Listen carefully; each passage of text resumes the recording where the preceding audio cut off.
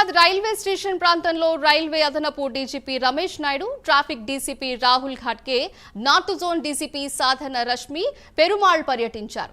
New Delhi railway స్టేషన్లో జరిగిన తొక్కిసలాట, సికింద్రాబాద్ రైల్వే స్టేషన్ వద్ద తలెత్తుతున్న ట్రాఫిక్ ఇబ్బందులు, తీసుకోవాల్సిన చర్యలపై అధికారులు చర్చించుకున్నారు. సికింద్రాబాద్ స్టేషన్ ప్రాంతంలో తలెత్తుతున్న ట్రాఫిక్ ఇబ్బందులను పరిష్కరించేందుకు చర్యలు తీసుకుంటామన్నారు. రైల్వే స్టేషన్ పునరుద్ధరణ పనులు, పెరిగిన బస్సుల సంఖ్యతో పాటు ప్రయాణికుల రద్దీ దృష్టిలో ఉంచుకొని తీసుకోవాల్సిన చర్యల గురించి చర్చిస్తున్నామన్నారు.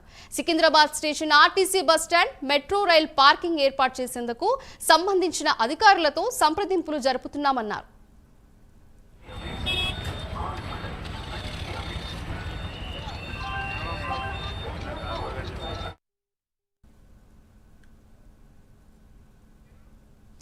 బస్టాండ్ ను మార్చడం వల్ల పూర్తి స్థాయిలో ట్రాఫిక్ ఇబ్బందులు తొలగేందుకు అవకాశం ఉంటుందని చెప్పారు.